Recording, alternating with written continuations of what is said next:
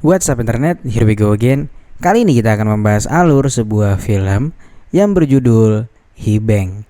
So tanpa berlama-lama lagi, langsung aja kita masuk ke dalam alur ceritanya.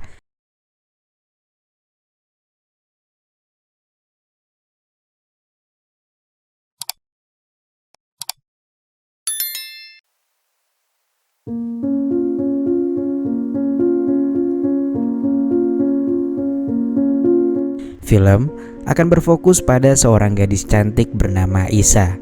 Isa sendiri memiliki seorang sahabat bernama Tristan. Namun di sini Isa hanya memanfaatkan sahabatnya yang kutu buku dan sangat pintar itu untuk membantunya mengerjakan tugas kuliah dan memanfaatkan kecerdasannya.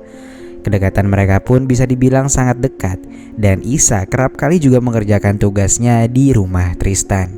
Beberapa waktu berlalu, usut punya usut, alasan Tristan mau membantu mengerjakan semua tugas kuliah Isa lantaran ia memang sejak awal sudah naksir dengan gadis itu. Namun sampai saat ini, pemuda culun itu enggan mengungkapkan perasaannya karena sadar diri dengan tampangnya yang pas-pasan, ditambah lagi Isa adalah gadis idola di kampus mereka. Seiring waktu berjalan, Tristan pun mulai menyadari bahwa Isa memiliki tatapan yang berbeda ketika ia sedang bersama dengan mahasiswi baru yang bernama Mela. Bahkan Isa terang-terangan mengatakan pada Tristan bahwa ia bingung mengapa setiap kali berada di dekat Mela, ia sering merasa gugup. Namun di sini baik Tristan maupun Isa sama sekali tak memiliki firasat yang aneh. Lantas di suatu kesempatan ketika mereka berada di kamar mandi setelah selesai latihan cheers, Isa pun memberanikan diri untuk mengajak Mela pulang bareng. Mela pun mengiyakannya dan sama sekali tak merasa aneh. Lantas sesaat kemudian kamar mandi yang hanya tersisa satu itu pun menjadi alasan Mela untuk mereka mabar di kamar mandi yang sama. Dan dengan sedikit malu-malu kucing, Isa pun masuk dengan wajah yang sangat sumringah. Keesokan harinya, Isa pun akhirnya memperkenalkan Tristan dengan Mela secara resmi. Mereka mengajak Mela untuk pulang bareng, namun Mela menolak lantaran tak ingin mengganggu persahabatan mereka. Lantas keesokan harinya ketika akan membersihkan diri setelah beres ekskul, Mela pun mengeluhkan pundaknya yang terasa pegal. Isa pun berinisiatif untuk melihatnya dan memijat pundak temannya itu. Dari sini Isa pun menyadari bahwa pundaknya penuh dengan lebam. Akhirnya Mela pun bercerita bahwa ia diperlakukan tak baik dengan ayah tirinya. Bahkan si babe itu juga kerap kali mempusreng dirinya. Isa yang sedih lantas segera merangkulnya. Namun setelah itu mereka malah saling ngadu gigi dan kejadian itu pun berlanjut sampai main adu gunting. Semenjak saat itulah mereka menjadi dekat dan Tristan sebagai orang yang selalu dekat juga dengan Isa merasakan cemburu yang begitu kuat. Apalagi ketika Tristan diajak mereka berdua untuk piknik di suatu tempat dan di sana dia hanya seperti nyamuk yang tak tahu harus melakukan apa-apa selain membantu mereka mencarikan spot foto yang bagus sembari jadi kang fotografer. Dan semenjak pulang dari piknik itulah Tristan pun benar-benar merasa galau dan kehilangan orang yang benar-benar dicintainya. Atas kecemburuannya itu, Tristan pun mencari cara untuk bisa menyingkirkan Mela dari hadapan Isa. Namun sialnya sesaat kemudian Isa justru datang dan membantu Mela. Tristan pun mengambil kunci mobil Mela yang terjatuh dan berniat untuk menjadikannya ayam geprek. Namun naas yang terjadi malah si Tristan ini mengenai keduanya dan hal itu membuatnya panik bukan main. Berangkat dari kepanikannya, Tristan pun akhirnya membawa mereka berdua ke tempat terpencil dan memisahkan Mela dan juga Isa di tempat yang berbeda. Lantas pada keesokan harinya Isa pun terbangun dengan luka perban di dahinya. Sementara itu Mela beberapa saat kemudian juga terbangun dengan sadar dan hanya terluka sedikit. Lantas Isa yang baru terbangun langsung panik mengapa situasinya berbeda dan Tristan berada di sebelahnya. Tristan pun menenangkannya dengan mengatakan kalau ia adalah suaminya. Dia mengarang cerita bahwa Isa mengalami kecelakaan karena panik dikejar-kejar oleh seorang pria tak dikenali. Pria itu merupakan orang yang naksir padanya dan terobsesi untuk bisa memilikinya.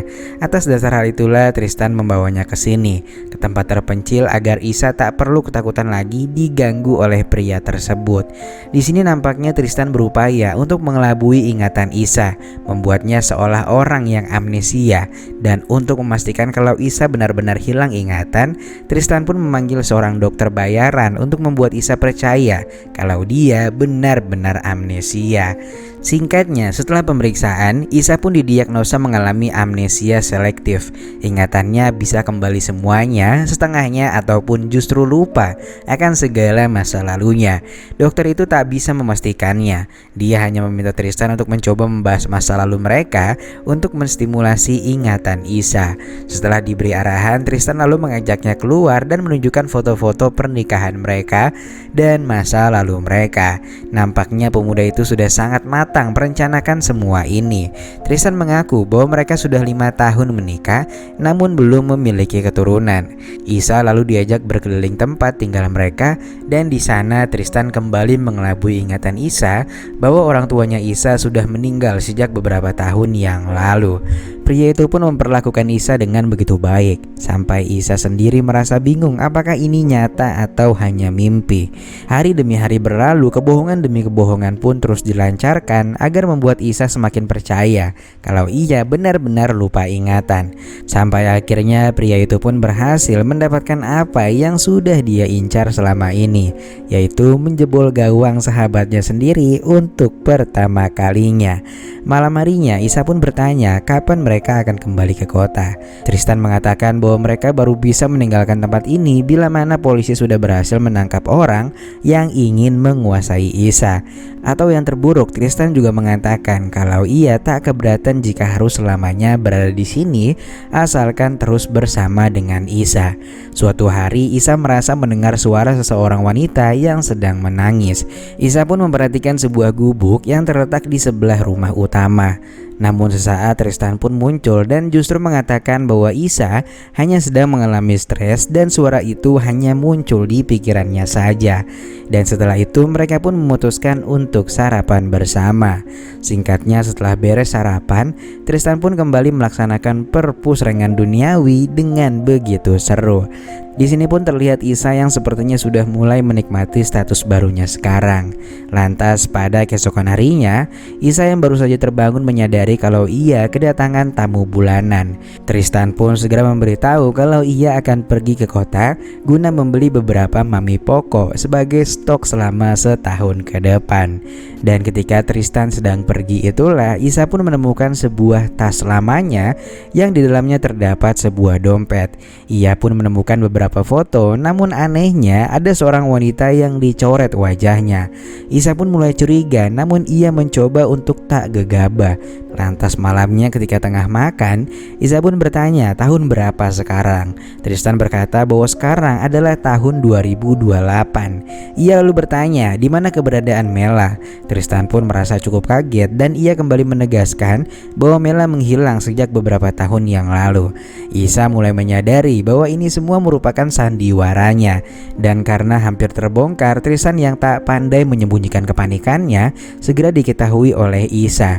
Akhirnya guna menenangkannya, Isa pun berinisiatif untuk mengajaknya berpusreng dan ia melakukannya dengan begitu bersemangat. Sampai akhirnya ketika Tristan mulai kelelahan, Isa pun mengambil ulekan dan membuat pria itu jadi tak sadarkan diri. Lantas singkatnya begitu sadar, Isa pun langsung mengajukan beberapa pertanyaan pada Tristan dan memintanya untuk jujur akan semua permainan ini. Setelah diberitahu, Isa pun segera mencari Mela ke gubuk yang ada di seberang rumah utama. Dan bener cuy, terdapat Mela yang tinggal di sana. Ia pun segera membawanya keluar. Namun ketika sudah di luar, ternyata Tristan sudah berjaga. Terjadi keributan yang cukup menegangkan di antara mereka bertiga. Hingga akhirnya Tristan pun mulai terpojok dan meminta maaf atas segala kebodohannya ini. Pada akhirnya Isa dan Mela pun berhasil lari dari tempat itu dan segera meninggalkan Tristan sesegera mungkin. Hingga akhirnya Tristan pun berpulang ke dunia anime karena luka yang dialaminya.